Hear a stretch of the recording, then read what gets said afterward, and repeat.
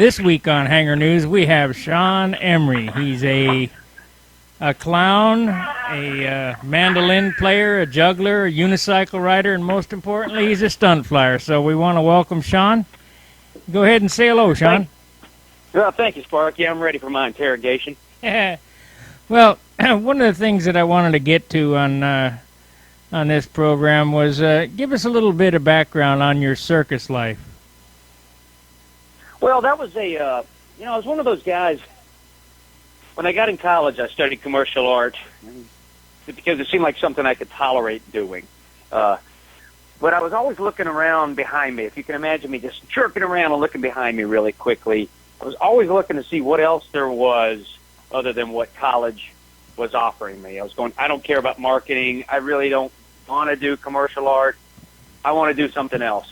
And I had this guidance counselor once that says, Sean, you might want to think of a job in heavy lifting or maybe carnival work. And then he looked up and said, I'm sorry, I didn't mean that. And I said, no, sir, maybe not carnival, but yeah, you've laid a little something in me.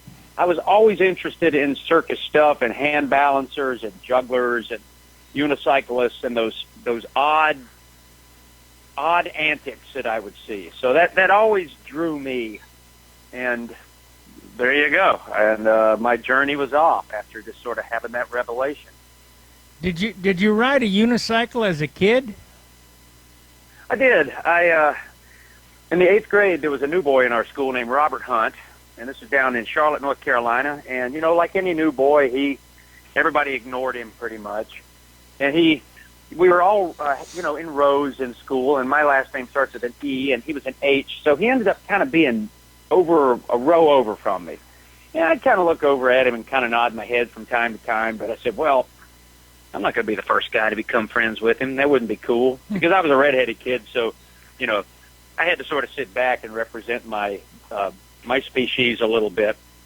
So I was walking home from school, and lo and behold, I see the new kid riding down the street on a unicycle. And as I watched him roll by, I went, man, that is the most beautiful and the most dorky thing I've ever seen combined in one thing. And so the next day, I sort of started talking to him and buddied up. And I said, hey, man, I saw you riding a unicycle. That was great. And he said, yeah, you want to come over to my house, and I'll let you learn to ride it. So I would go to his house, and for about 2 weeks, he would just go do whatever he wanted to do. And I would hold on to the edge of their garage and just take off. And you don't get very far. It's like the first time you fly an old Cox 049 plastic plane, you usually crash. And you just fall off, and you fall off, and you fall off, and you fall off, and you fall off, and you fall off. And you fall off about 16,000 times. And then eventually you get one full revolution of pedals. And you go, wow. And the minute you start going, whoa, I got it, you fall off. Then you go back, and you don't get that revolution again till about another 672 tries. But you did it. And you're just teaching a lot like stunt flying. There's nothing like logging the time. You just have to persevere. Well, and I just did it till I got it. It wouldn't have mattered how much time I logged on a unicycle. When I was a kid, I tried to ride a unicycle, and I gave it up rather rapidly. It was a total disaster, that's for sure. Well, you know how certain things there's something in your soul that says, I just have to do this. I don't know what it is, but my thing, the whole time I was thinking, I can ride up to 7-Eleven, get a bag of Funyuns, and ride home, and on the unicycle I'll have my hands free because I won't have any handlebars in my way. So I was kind of thinking practically, so I can eat and ride at the same time. That was my first thought. And then I thought, and maybe the girls will like it. The girls did not like it, but they were slightly amused by it. And but I got to say, later in life, the unicycle opened a lot of doors for me, and actually still does to this day. So I was really glad I took it on. It was just I knew I could do it. It was just a matter of time. Did you play instruments as a kid as well? I did not. I didn't take up playing the mandolin until I was 37, and I'll be 57 next month. So I've been playing almost 20 years, which means I should be a lot better player. But I didn't take up the instrument to really, to become proficient or anything. I said I would never let it stress me out. because the way I look at my hobbies, and this wasn't anything I set out for. One day I was driving along. A lot of my job, when I drive to go do gigs, I'm driving 8 hours somewhere to go do a show, so I have a lot of time to think. And I was thinking, I think that I've laid my hobbies out in order of age progression. So when I go to bluegrass festivals, I'll be walking back up to my base camp sometimes at 4 o'clock in the morning after being down jamming at somebody else's camp all night, and I'll walk by all these old folks, and I don't hate control liners. I don't mean this bad because I know a lot of you are in your 70s, but these are like 70 and 80-year-old people sitting up, still playing music at 4 in the morning. Will the circle be unbroken? And I know that any other night of the week, these people are in bed by 8:30. And as long as you can sit up and, hopefully if you don't get arthritis or something, you can still pick. So that is one hobby that you can age into well. Control line, I think, takes a little bit of faculties, but it's not physically strenuous. I find it to be more mentally strenuous. I just got back from flying all day, and I'm kind of tired up in my head just from the sun and concentrating. So I spent more of my youth clowning around. I'm an ex-drinker. I've been sober 26 years. I don't mind blurting that out. Quite proud of it. I'm a friend of that I drank hard. I'm a friend of Bill W. too. I'm a friend of Bill W. too. I think I had gathered that from reading some of your stuff one time, and the way I look at that is, it's what happened. Man, when I sobered up and I was living in New York City, first thing I thought was going, man, I have got a lot of time to fill. Right. I have got I didn't realize I spent that much time drinking and partying and being hungover, and I'm going, what am I going to do to fill this time? So I've always looked for things that have interested me, challenged me. Basically, they got to be fun, and it's even better if I can get a little hurt. And by that, I mean physically and my innards, my psyche ripped out a little bit. Control line's good at that. May 11th. Your psyche out from time to time. May 11th, 1990 is my birthday. Ah, congratulations. So I'm the day after Christmas Day. So 25 years coming up. Well, 26 for me, and I know it's.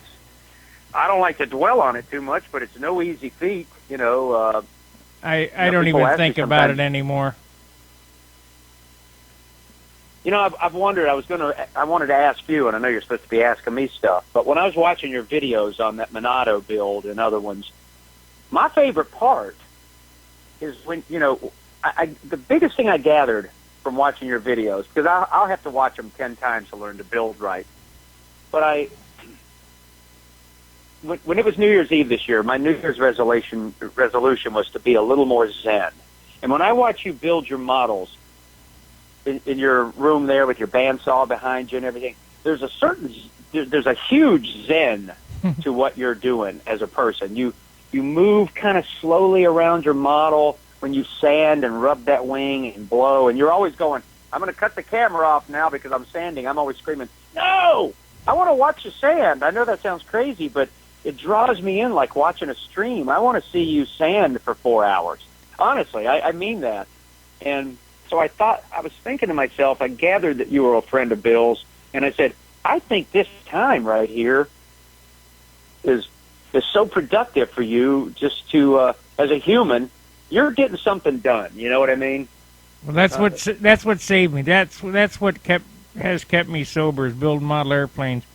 I've been building them 50 years. So, I mean, when you say zen, it's all about knowing what grit sandpaper to use, because I'll grab a piece of 30 grit and grind off a ½ inch at a time.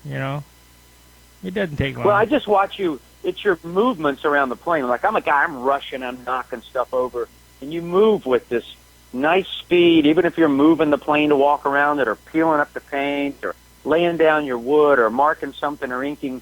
There's a real, or even opening your drawer to pull out a tool. I go, God, he knows right where his tool is. That's amazing. He knows right where his sanding bar is. It's that little drawer right there. There's just a zen about it. And I take a lesson from that, because I try to get that in my life. It's my weakest point. It's what I'm the worst at, is the sort of calm, and meticulous, approach to something, which is why modeling, and I'm not a modeler, I'm learning to model, and I'm trying to, I just painted a plane, but I'm trying to take that approach. I step back once in a while and just go, I say to myself, take it easy, killer, take a breath, slow it down. Let's crank it down to third gear. You can't rush it and get it done tonight. You can't rush it and get it done in 2 weeks. This is going to take some time, like learning to ride that unicycle. Just stick with it. Well, Bob, and that's been very, very important for me. Bob Hunt and I discussed on his last interview with me that, it takes about 400 hours to build an airplane. And, yeah, my airplane builds go rather rapidly in 30, 40 days, but there's no less time being spent. It's 10-hour days, so it's 40 days at 10 hours. Yeah, I see the amount of time you put in it, and no, you can't shortcut that stuff. It's sort of like telling another juggler, I go, you're going to learn to juggle, and if you want to become a performer, that's a whole different deal. Most people don't. Most can't cut it. It's a strange life. They may have the skills that are par excellence, but if they don't have that inner drive to become a performer and do it as for a living and do it no matter how they feel, well, then it can go back to being an interesting pastime for them, or maybe even compete. But I always tell a new person, I said, it's going to take you 15 years juggling before you feel even comfortable about the way you approach it. And I would imagine, I've got that ahead of me in modeling. It's going to be probably for me 15 years of building, if I continue to build, before I think maybe I'll be at any level where a lot of you guys are. And, there's so many facets to control line. That's what I love about it. I was talking to the new guy at the field tonight and helping him. I'm able, I'm not the new guy anymore at our club, and I'm able to sort of shortcut him. So let me pass on a few things that I learned, that last year and still learning this year. And did he become a member of Stunt Hangar? He is on Stunt Hangar. His name is Cosmic Wind. So he signed up because I said, you go on there. I mean, not only from members will you get info, but when it's late at night, you want to poke around and learn to use the search function and just read. Go to the painting and finishing thing and just read every thread. That's what I did, and then you find some gems. And, one leads you to another. And then I go, and of course, you're only going to extrapolate so much of that information. But tonight I was telling him, I said, last summer I tried to take one good thing on engine runs, one good thing on trimming, one good thing on my flying, whether it's, body positioning or angles or just whatever. I said, I can be told 10 things at a time, but I can really only grasp one. Right. And, I had a major breakthrough tonight while flying, which was, it's a small thing really, and it means nothing to anybody else, but, it's the same as juggling or picking the mandolin or anything else you do, working out. It doesn't all come at once and just by logging time. And this was what it was when I was practicing my square, my square eights tonight. And there's certain points where I start drawing my arm in and stuff and really just starting to practice a different style of keeping my arm straighter. And because I'm left-handed, when I get over to my right side, I have to pull it in a little bit. But, it's just a constant thing of learning better body positioning, better arm positioning, along with what the airplane's doing and what the wind's doing. It's amazing to me how much there is to it this time around. I can't get over that. Gene Martin was coaching me down at the Huntersville contest at the Carolina Criterion at the end of the competitions last year, and I was exhausted. I entered intermediate, and I never knew how exhausting a competition could be at the end. And, he gave me a lot of little tips in a short amount of time, and I probably retained 2 of them. But, they're 2 that I think of every time I fly now. So right. You can only just keep gathering the nuts, you know what I mean? If you can find those links, why don't you go ahead and send me those? Because as I put this movie together, I'd like the link that you posted. You did a show. You were on the stage and in front of an audience, and I don't know where it is. I watched it on YouTube. I'd like to incorporate that in this video and maybe some of your other things. But if you can find the the thread that had all those nice pictures of you at Huntersville. Go ahead and send me that, and I'll go ahead and include that in this video. Oh, okay. Yep. I shot a nice little 3-part movie down there at Huntersville, and I'm like you. I love doing videos, and well, videos, they get addictive. I got to tell you, I'm brand new at video, so my building videos are just shot with a 20 gig Sony video recorder, and I turn it on and let it run, and that's the way it is. Now, what I'm doing... Well, that's how you have to. You have to with building, What I'm doing here is a little bit different, where I've had to get a mixing board and the different microphones, and now we're talking on a Shure professional mic, and I have some, the lighting and green screens, and I got some other stuff coming in, a jib and a boom, and, sliders and all kind of stuff, so... This is well. It's a lot of fun, isn't it? It's different, I'm a one-man band, so I don't know. We'll see what we can do at the contest this year. I'm gonna take all this crap along with me to Brodax, and we'll see if we can't make a nice movie. What I enjoy is the editing. You go out and film stuff, and you come home and you dump it in the computer. And most of my videos are on backpacking and hammock camping. That's my other big passion. Yeah. That's where That's why I watched some of the DIY tenting crap that you put up and all that other stuff. That's where I get most of my subscribers, and I pop in some control line stuff. Now, my subscribers are pretty good about it as long as I don't hammer them with it. We thought you were a camper. What's this airplane stuff? But I still get them out there, and I put them out, and I feel like it's one thing I can do for the hobby exposure-wise, because I get hits on my control line videos more and more and more. Got one today. A guy was telling me he saw the Ron Burns Mustang in my shop, and have I finished it yet, and blah, blah, blah, and he needs to get back into the hobby.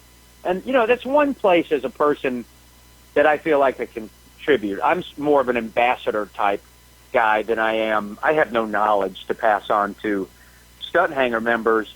The one thing I realized I can bring with the guys in the club is I bring enthusiasm to the party. And what I noticed last year with our club, the Minneapolis Piston Poppers, it's like any organization. If it's a bunch of people in it and they're the same people in it for a while and there's nobody new coming in, well, it's starting to get a little...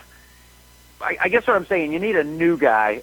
One thing I love about Control Line, you can be 56 years old and be the new kid. Yeah, we got that new young kid. He's 56. He's a firecracker. But you can be the new guy bringing some enthusiasm to it, and you'll see it kind of get to the other members of the club, because I'm going out to fly a lot, and they want to come out, and then they can coach me, and I can push them. Why don't you get your airplane? Quit just talking about it. Get your airplane out and fly. And, it's the same with hammock camping. I'm not an academic. I figure stuff out. I show people how to do stuff. But my attitude is going, you want to fly control line? Get an airplane and go out and start flying. You want to be a hammock camper or a backpacker? Get your gear together. Get out and do it. Make notes of where you failed and where you succeeded. Because if you wait to get it perfect, you will never go. And I know that's a... Are you familiar with Lou Willard? Well, reading the name, I'm not hugely familiar, but I have read his name in the control line genre several times. I know that he's 100 years old. I believe he's 100. And when he brings his granddaughters down here, the last time I saw him at Booter Park, he had his granddaughters with him, and they were flying. And I think he's still alive. I mean, I think I saw him last year. Matter of fact, I know I saw him last year, I believe. He was jumping and dancing around like a little kid. So control line kind of keeps you young. Well, I think it does. It's like one thing I have a talk I go and do to people. It's a big speech thing. It's where I make a chunk of my money on that for my income. And it's about always being on your way to the star. But, stars aren't always above you. If you look at the sky, they're to the side, some are below you. If you imagine yourself up in the heavens, not every star is up. It's a lateral move sometimes. But the point is to keep moving, keep trying to get somewhere else, whether it's your own job. If you've been like for me, being a comedy juggler, an entertainer, an actor, people think, oh, it must be the most fun job in the world. Well, no, it's work. Yeah, it's work. It's fun when you're on stage, but nobody makes the job more interesting. When you get in your 30s, you find that no matter what gig you get, your job becomes mundane, and no one's going to make it more interesting for you other than you. And you have to find ways to do that, and there's no set way. For me, discovering Control Line again last summer was a way to get me off my... I say, I don't like the term stuck in a rut. I was on a well-traveled path, okay? And I would go some nights with my wife, who has a circus school and teach a circus, and she goes in at night because that's when people do their recreational stuff. And I would go get in my car and go, I've got to break out of this. I got to go do something. And I'd go in my car and go get ready to go down to an improv place and do improv at night. And I've done that a lot. And I'd get in the car in the driveway, crank the car up and go, I don't really want to go. And I'd turn the car off and go in the house going, God, I'm looking for something else. I'm trying to force myself off this path. And when I was cleaning my studio, because I was so bored, I said, let me go out my studio, my nut hut, and clean it. And I was up above where I had hit all this stuff, and I pulled down that half-built prowler, and I felt my stomach tighten, and I went, something happened inside of me, and I laid it down on a table, and I went, I've got to finish. This is unfinished business. That, last summer, that quest of Control Line, of finishing that prowler, getting out to fly, learning to fly, that's what got me off my well-worn path. Now, I couldn't have forced that, and the funniest thing was, where we fly, it's maybe 10 miles from my house, but if I go to fly when it's 4:30 in the afternoon, you got to get on the interstates to get there, and they're all backed up with everybody getting out of the Twin Cities. So I started taking the surface streets to get out there. And I was driving out, and I stopped at this stop sign, and I was thinking, I said, man, if aliens abducted me and dropped me down here and went, where are you? I'd go, I don't know, Indianapolis? And they go, no, you were in Fridley, Minnesota. 10 miles from my house, and I had never been over there. I'd never seen this bridge. I saw restaurants and interesting places, and I'm going, no idea, because I drive my same routes all the time. So not only did Control Line, force me to have fun and get out there and challenge myself, it opened up a lot of things like that for me, and for that I'm thankful. It kind of broke me off that path. And to make a long story longer, I always tell people, you've got to have some fun in your life. You got to do something that costs you money, that you lay in bed and think about, going, I can't wait tomorrow, man, getting up early, heading out to the flying field, going to get a few flights in. Us men in our 50s and stuff, we need that as much as a 13-year-old kid needs it, if not more. And that's all I got to say about that. Well, I like the camaraderie. I know that you've never been to Kentucky, or at least I've never seen you down to Alan Brickhouse's contest, and now it's a memorial contest, unfortunately, but that's a real good time with Charlie Reeves and all those Southern boys down there, and down to Memphis is another good time. I go north sometimes. I've been up in Milwaukee, and the guys loan me their airplanes. They say, go ahead, fly it like it's yours, and I bring it right down to 5 foot, and they're, butt cheeks are puckering. They go, do they really fly that low? Yeah. Well, I know. When I was in Huntersville, I've only been to one contest, and that was the one down in Huntersville. And, I grew up maybe 15 minutes from there and on the west side of Charlotte, so I mixed it with a trip home. And that's been the only contest I've been to, but I couldn't, I was amazed at, number one, what's crazy, and I found this in the hammock camping, there's a power in video that, there was men coming up going, hey, Shug, I watched your videos on the planes, are real good. I enjoyed them. And people wanted to meet me because they'd seen me on a video. Now, that's just the power of media, So what happened was I had a little edge going in with people wanting to help me out a little bit. But then what was cool was like guys like Dan Banjock, who doesn't watch computers or anything. he was the most helpful guy anyway. He took a tank off his plane to give me to put on my prowler for competition. He said, if you take that off there, I'm going to break your arm. You know, people came over and went out of their way to help me, but it wasn't just me. I saw it happening everywhere. It and does. I feel like if you open yourself up to it, people want to help you. You know, if you close yourself off, they don't. But there is a great camaraderie in the hobby. What did you think of the site there? That's a beautiful park built on top of the dump. God, 3 circles, and then the RC guys got a place over there too. I mean, it's amazing. It's like a little Nirvana, but you know, I mean, I've seen a video of that Booter Park where you guys fly. Yeah, you're so lucky to have that. You know, this park that's designated for control line. You know, we're losing our field April 30th here, and we still don't have one lined up. So, you know, everybody will be going off to try to find a place to fly. I'm building an electric so I can fly in some ballparks here near home and at least keep my muscle memory up. So to anybody out there listening, if you've got a solid place to fly, get down and kiss that grass or that pavement every time, because it's a treat. But Huntersville's a real nice spot, and they were all super nice down there. Will Davis and all those guys. I mean, down in Huntersville now. Gary Hajak and I, we went to that contest one time, and I drove nonstop from here to there, and it was about 14 or 15 hours. But I thought it was well worth the trip. I really liked it. Yeah, they're fun. I'm hoping to get to more contests. I'm going to go to the Polk City contest up here in Iowa. It's in June. And, I'm going to get out there and compete in intermediate or maybe even jump up to advanced. I don't care if I come in dead last in advanced, but funny where people go, no, you won that intermediate in Huntersville. You got to jump up. I'm going, I just started, you know. Can I be an intermediate in some other contest? Are you have a fighting chance? But are you going to make it to Brodax?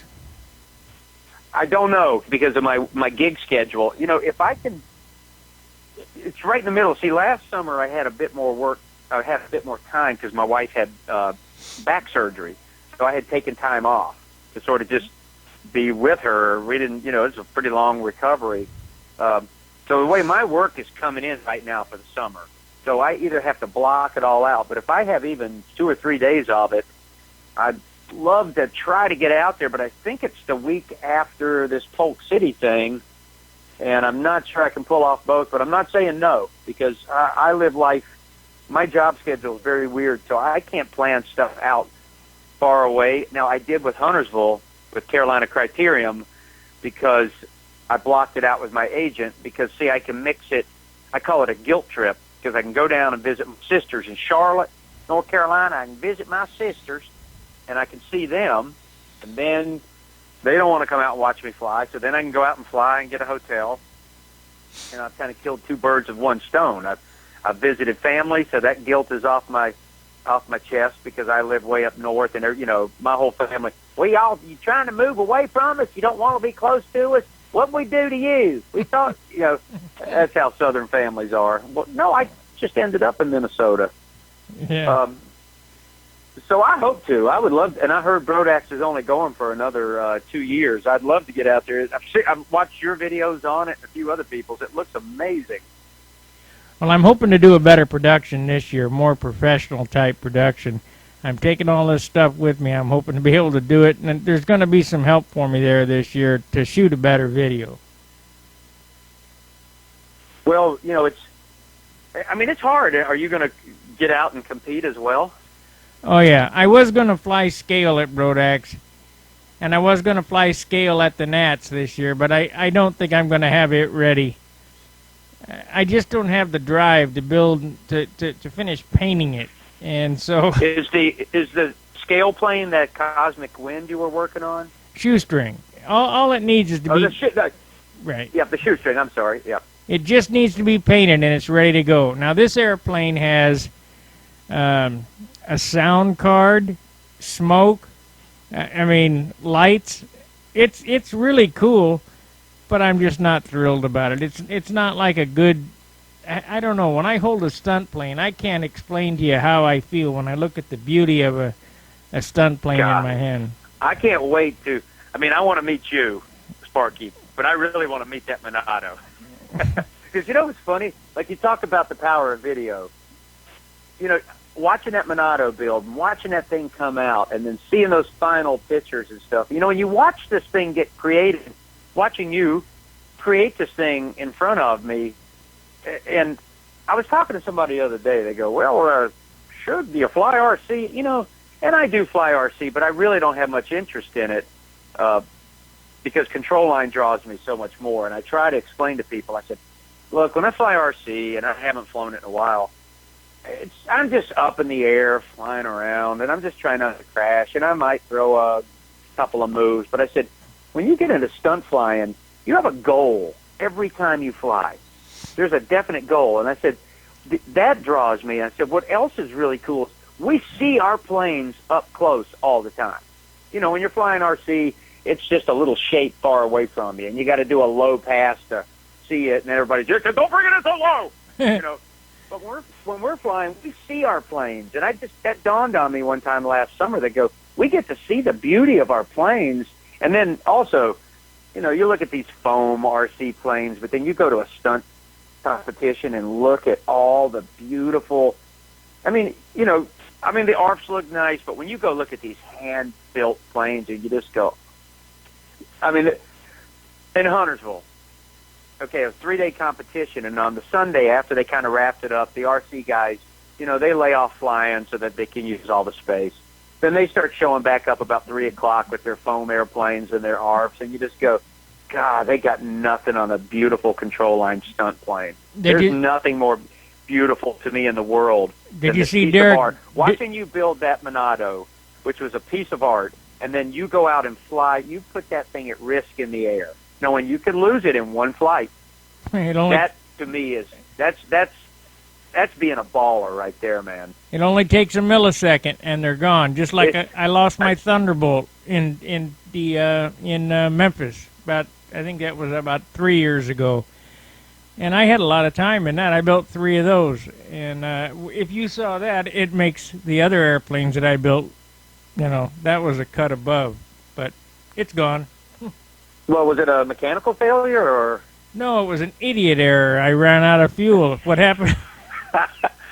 What happened is that it was a very warm temperature or whatever, and I was pulling fuel so I could make it, you know. And I just pulled too much and ran out of fuel on the upside of the 4-leaf clover, and went, you know, on the upside of the 4-leaf clover, it's over. Yeah, you know. It's done. And, you know, when you're running backwards and those lines are slack and you know it's going in. I didn't even move. You got to be a man to take it. You didn't even move. I didn't even move. And I'll tell you why. Now, let's go back to the beginning of the Thunderbolts. In 2004, I went to the World Championship, and there was Billy and Bob standing there on the L pad. And I looked at the airplanes, and I go, whoa, I really like that Thunderbolt. And there was no plans for that airplane at that time. And I got a dressmaker's tape, and I started taking measurements, and about 2,000 pictures, and Hunt came over, and he said, what are you doing? I said, I'm going to build me a couple of these. Well, they kind of laughed at me, and I ended up building 3 of them. Well, to make a long story short, we were out at Booter Park, and number 1 still lives. Joey Matheson bought it, and it lives in Las Vegas. But number 2, I used some type of hinge glue that I was not supposed to use, and the outboard flap flew off on the top of the hourglass. And when it took off, when that flap flew off, it did a barrel roll and missed me by about 2 or 3 feet right in the middle of the circle, and it exploded. Whoa. It exploded into a million pieces of dust. And the guy that I fly with, Ted Winterman, says, what are you going to do? I said, well, I'm going to the Nats. Let's take the lines off this one, clean up the mess, and I'll fly the other one. He said, I can't believe it. But what are you going to do? And when I hit the ground in Memphis 3 years ago, I didn't yell and scream. I just hung my head, and they all have a lifetime. Every airplane has a lifetime, and when it's the end, it's the end. So. Well, I think everybody in the hobby knows that, and you know, it's if you can't take it it ain't the hobby for you, but I was telling somebody, I said, I had an RC car years ago, and, you know, those things are way more maintenance than a plane. You know, there's oil-filled shocks and all that. But after driving that thing around for about a week, I was looking for trees to run it into. You know, I was running it in front of cars, driving down the street going, please hit it. There's no edge to this. You know, and that's what I say. You know, I watch you, especially you guys, like Keith Sandberg, a guy in our club. I know Keith. Who has coached me a lot. Keith's a great flyer, and he gave me a Mustang last year to fly, spent time with me. You know, he'll call me up. I'll go to the fire station, and he'll help me set up a control system on a plane. And my job is to take in what he's doing. You know, sometimes he drops a little bomb on you and leaves it for you to figure out. You know, kind of like, if you want this hobby, you'll figure that out. And I love that style. But Right. there's, you know, a story in the club. He had built a Legacy, and he always builds two. And beautiful plane, went out for the first flight, flying it around, went for his wing over, bam, straight into the ground. He had just one little mechanical error, had forgotten to tighten up the handle, the nut that holds the cables, you know. And, you know, I had something like that happen last summer, and I've learned now all that pre-flighting, checking every little thing, because it's one little thing comes loose and it's gone. But what I love is watching you guys with these beautiful planes, you know, and, you know, you build and build, but you're going to go out and fly it, and you're going to put that thing through a stunt maneuver, you know, diving that thing 5 feet from the ground and cutting it inverted. I mean, that's some ballsy stuff. To me, that's it right there. It has that edge, and I think I can just speak for myself. If I don't have that edge, I would be a lot less interested in the hobby. You got to have a couple. You better have a backup. That's all I can say. Learn how to build quick. You can't get mad. Yeah, can't get mad. You can go home and cry, but you know, I mean, I think pilot error will make you mad. But if the plane goes in, you just have to you just got to take it like a man, you know, and just got to take it. And it's every time I think I'm done crashing, boy, am I not. Now I flew for about 4.5 hours today. And I practiced and practiced. I had a couple close calls and got out where you sit there and go, whoa, don't get cocky, kid. Keep your mind in it. Now, the forum is 10 years old this year. And I know that you weren't around when I was working at Harley-Davidson, but I built a Aries in 11 days. But that's not my record. 11 days. With the I-beam construction and all that? I-beam dope finish, and it won the Spirit of 62 award. I sold it to Vandersmith. No, it's Mike. I'm not sure. I just call them the Vandersmith brothers. Mike Schmidt and Dennis Vandeker. I sold it to one of them guys. I sold it to Dennis Vandeker. And, you know, I just was kind of tired of it. But it did win the Spirit of 62 award. But that's not my fastest built airplane. One of my quickest built airplanes that I ever put together here was a OS 46 VF airplane. Foam wing job. I didn't have... SIG was coming up, and that's in Iowa, Montezuma, Iowa. And I wanted to go to that contest, and I had just crashed my Viper I-beam airplane and hit the ground. And in less than a week, I had an airplane to go to SIG. So, from scratch. Well, you know what they always say. I mean, the more you do a thing, the quicker you can get at it. Like, you know, I've made backpacking tarps, and the first one takes forever, and it's just a piece of junk.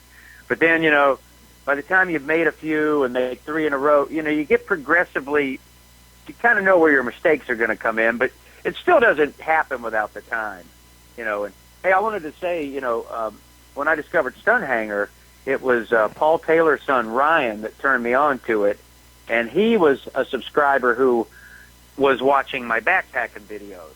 And I had dug that prowler out in my half-A's and all that, and he said, sure, you should check out stunthangar.com. You know, there's a ton of information on there. And, I'm on a hammock forum, and I try to keep my forums. I'm not on that many because they have to interest me, and I want to be a part of it, and you got a wealth of knowledge to get through. So I want to thank Ryan for turning me on to Stunt Hangar, and you for keeping it going, because, what's really cool to me, and now I'm kind of I'm a showman at heart anyway, so I'm going to put videos out, but there's a logic behind it, like me showing myself crashing and flying and learning last year. I know if I put it out there, I'm going to get a lot of feedback from people, good and bad, and everybody telling me what to do, but I learned so much quicker by getting that feedback, by letting people see it. And I sometimes hope, stunt flyers are tickled by it, because I've watched Wendy's videos, and I never had really watched them. I stay up late at night watching those sometimes too. Well, those would be good to put you to sleep. What's that? I'm sorry. Wendy's videos will be good to put you to sleep, that's for sure. Great information. Really? Hours and hours of paint drying. I just can't take it. Oh, long. I feel like I know the John DeTavio, and I don't even know if that guy's still alive. And yeah, he is. Rich Gab. Okay, good. And just watching them fly, and then Wendy must have lived with a camera up to his eye, because he's filming the birds and everything. But when my wife's in bed, I sit there, and it's like, ooh, I'll find these. There's this great between. When I was watching, when I painted this plane called the Chief that was given to me, it was built. I just had to finish it. And your videos on painting helped me a ton. But here's what I found out about painting. And I flew that Chief tonight, I'll tell you. It was just pretty to look at. But, boy, that painting, man, the art of touch-up and redo and touch-up and redo and scraping with the credit card and pulling the tape up and touch-up and redo and sticking my finger through the silk span and touch-up and redo. Oh, my God. It's crazy how much work it is. It is a lesson. It is a lesson in patience. And when you finally when I was listening to Chris Rudd's interview, when he said his last plane seemed like it took him forever to build, and then finally with the paint job, somewhere you finally got to go, it's done. Well, you cannot do any more to it. A paint job is never finished. It's abandoned. That's Randy Powell's. That's Randy Powell's statement. Now, that gentleman there, Randy Powell, I haven't seen any of his airplanes in person, but, boy, they sure look good on the form. And I usually can tell by looking at them, I look for certain things. Are the fillets, do they flow in? Or, how many nibs are in the tape lines and so on and so forth. He does a real nice job. Well, it's funny how a control liner, guys at the club, they can walk up. I'll lay that Chief down thinking, now I can see the mistakes. But you know what? From 5 feet, that thing looks amazing. And, guys will stand around tugging on their Adam's apple looking at it going, yeah, it looks good, Suge, except for right there now there's a little, your paint got a little dry in your clear coat, and you're going, God, they're going to point it out in a heartbeat to you. Well, and you go, I know, but I could not add any more clear coat. But hopefully you can only get better with each one. And, it's really, it's pretty cool. I'm going to give you a tip on painting, seeing as that you like painting. It's not how much paint. I do like the painting. It's not how much paint you put on. It's how much paint you sand off. The shine is not in the clear. It's in the elbow grease.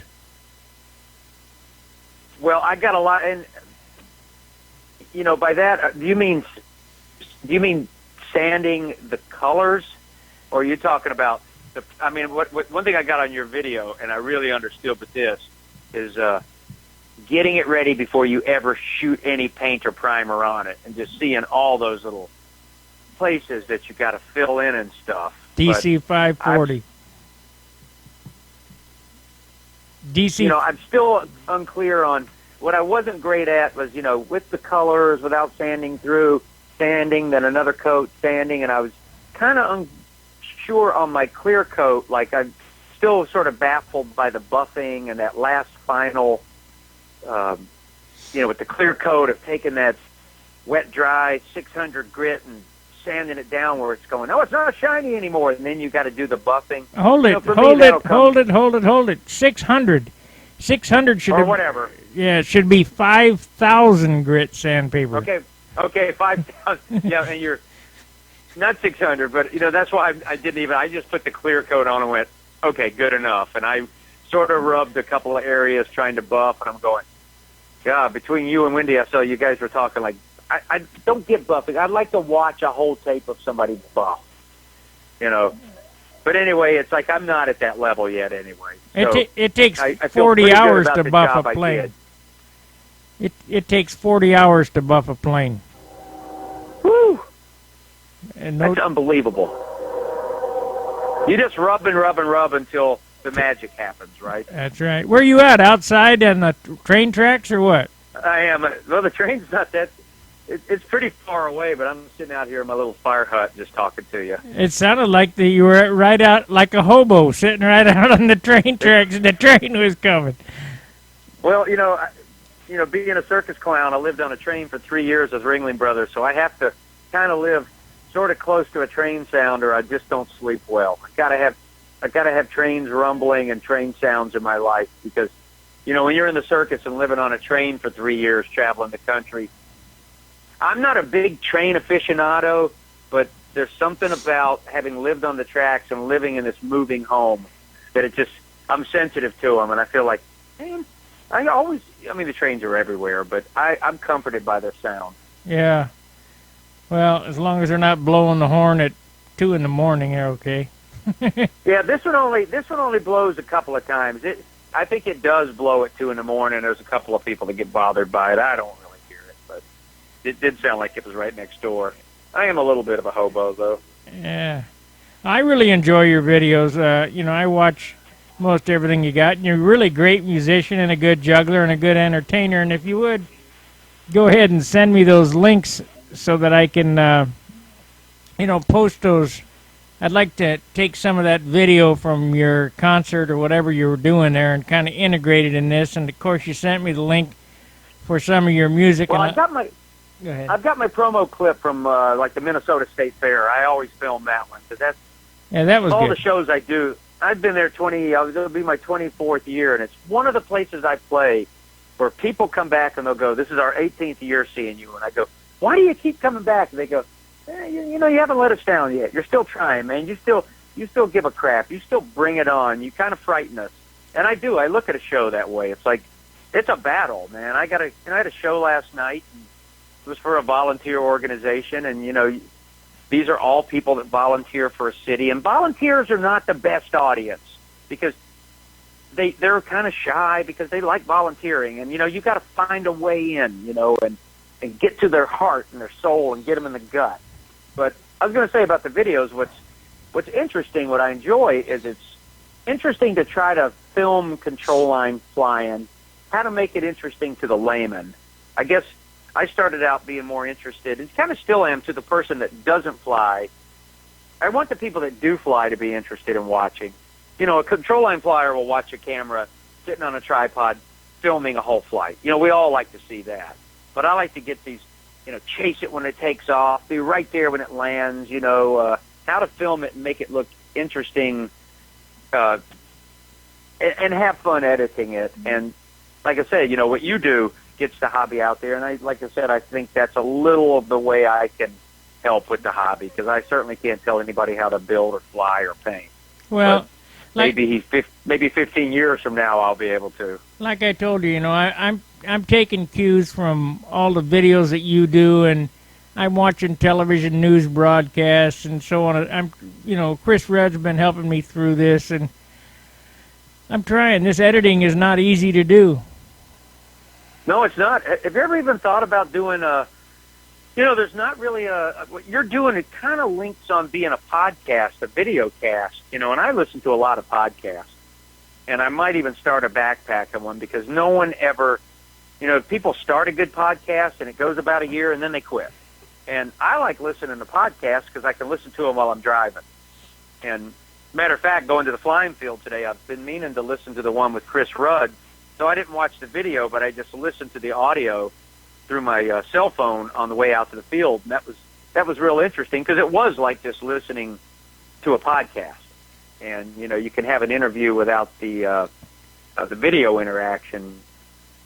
Well, I had with control line Bob Hunt called me up once. Go ahead. I haven't listened to the Bob Hunt one all the way yet. I want to bring it out to my shop and really listen when I can focus on it, you know. I do have an RSS feed, so I might go ahead and do a podcast, but then I have to save them twice. One as an true WMV and the other one as an MP3 or 4 or whatever it is. And then it's sort of funny because, you know, anybody over the age of 50, I know guys my age who cannot figure out how to download a podcast. And I'm going, well, you know, you go to iTunes, you subscribe to it, and it comes in, and I don't know how to do it. You know, you got your, some people just can't figure that out. Most people can figure out how to watch a YouTube video. I grew up. Go to YouTube. I grew up. There was 4 tracks. Everybody says, "Well, 8 tracks." No, there was 4 tracks, and then there was 8 tracks. Then there was cassettes. You know, before 4 tracks was reel to reel. That's more my dad's era. You know. Yeah. But it's something. Well, you know, you were talking about musicians in control line. You know, I did get to speak to Bob Hunt on the phone one time, and it was really cool. He called me up about this article I wrote, and I felt like I'd known him. You know, we had a great chat on the phone, and we talked a little bit of music, and I'd love to someday, you know, it'd be fun to be at a control line contest and pick with Bob, and I know that I don't know Billy Werwage. Of course, I just know him by name, and he's a legend, and he's a player, and it'd be fun to play some music with these guys sometimes, and then get a couple, you know, like I'm into getting, like from you, if you go and fly with people and you can glom one bit of control line information or coaching, and it was interesting hearing Chris Rudd talk about meeting Bob Hunt and Billy Werwage and sort of going over, and they took him under the wing and watched his flights and critiqued him and all of that, and you know, that's so important. Even if it's just a nugget of wisdom, you have 2 days with somebody and they can show you something, or you get. And yes, sir. We're talking about Huntersville. We're talking about being a clown and a juggler and a musician and building and flying and just having a good old time with control line. Well, that's what it is, really. And even Keith Sandberg said that to me. It's got to be fun, and it's amazing fun. But I've come in the house after flying sometimes, kind of stomping by, you know, bringing a broken plane back there, and she said, "What's that face? I thought this was supposed to be fun." And I'm going, "It is fun. I'm having fun." Yeah. You know, where you got, you're laying the little pieces out to look at them, but it's character building. But like, you know, being out there flying today, I was out by myself for most of the time until Tom showed up, the new guy, and I was able to help him get his old. He had a Cosmic Wind that he's had forever, you know, and I've been talking him through it, like, just fly easy, and I told him how to do a wing over. So let's work on your wing over, and then let's work on some lazy eights. And then he went for his loop, and it was fun for me to be able to sit there and kind of help a guy, you know, and show him how, you know, to use the wind and help him get a good run. And maybe I'll come and you can coach me, because I still don't know what I'm doing. I can build them, I just can't fly them. I still can't make the cut. I was within the third of a point. Look at all this stuff. Besides the building, the engines, the flying, the trimming, you know, just the propellers, the line length, the lead out, the incidents. There's so many things. You know, the average person, I just let them say, they go, "So you're, what are you, flying those airplanes on the string around the circle, huh? Looks like a lot of fun." I go, "Come and show me how it's done." I don't even try to explain it. I go, "There's so many more levels to it than that, my friend." See, my biggest problem here in St. Louis is the weather.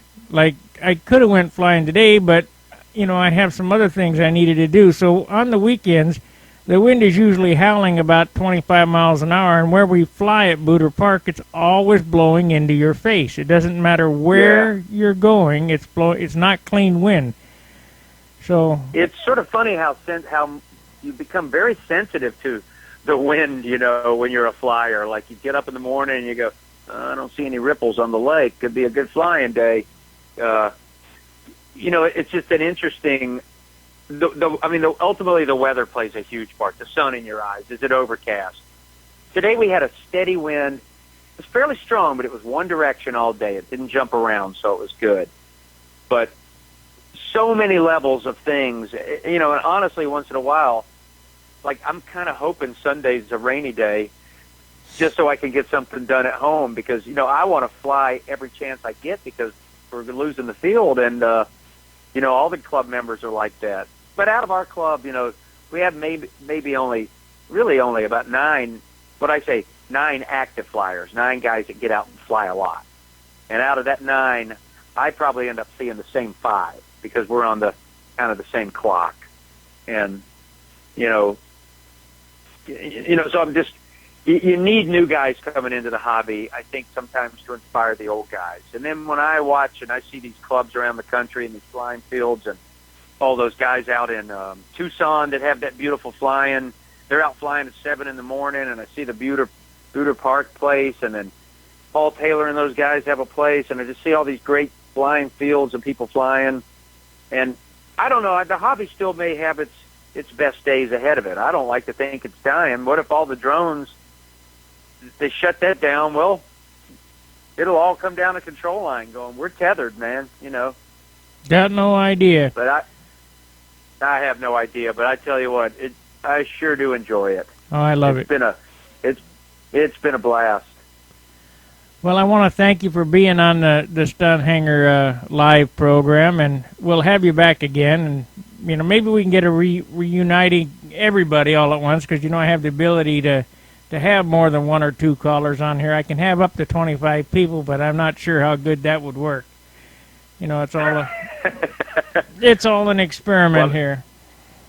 Well, I appreciate you having me on. Like I say, I don't feel like I have a lot to offer other than just sort of, you know, elan and verve and enthusiasm. But, you know, you do have to have that as much as anything else. And I'm trying to become a better flyer, and I do take it seriously, and I realize my limitations, and I realize what I do well. But I've got a 3-year plan for myself, and I just want to become a good stunt flyer. I just like to be a really good stunt flyer, not any champion, just a guy that can fly some good stunts.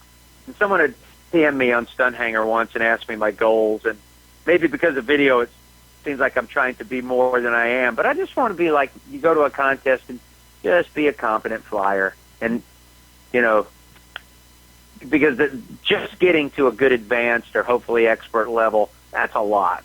And you know, and shooting for that perfection of that precision pattern. That's what keeps all of you guys going for it. You have to make it to the nats at least once to watch, because those guys are really good. Take your best flyer in your area and take him to the top 20, and the guys are 10 times better. Oh, you know, I've got to see that sometimes. And just, you know, even when I was at Huntersville, you know, just watching, you know. Well, Banjock's good, Derek Barry's good. You saw some good flyers there, but there's nothing like the pressure of the Nationals top 20 or the top 5 day, or, you know. Yeah, Derek Barry was down there, and he was the easiest guy to talk to in the world. All those guys were, you know. And right. Steve Fitton, and I can't even begin to name all the names, everybody that was flying. And all you got to do is go up and say, hey, and, you know, when Bob Zambelli came over talking to me, he was a riot. We had a fun time together. And, you know, he asked me to pit him for old time, and I was honored. I was going, all right, man, yeah, love to. Yeah. All right, John. Hey, man, thanks. It was good talking to you live and in person, too. Hey, you know what, not a problem. We'll have you back, and I appreciate you, you know, giving the interview. So you have a good one. All right. Thanks for what you do, Spark. Yeah, you have a good one, too. Bye-bye now. Bye now. That was Sean Emery, our juggler, comedian, mandolin player, stunt flyer, and all-around good guy. So until next week, tight line.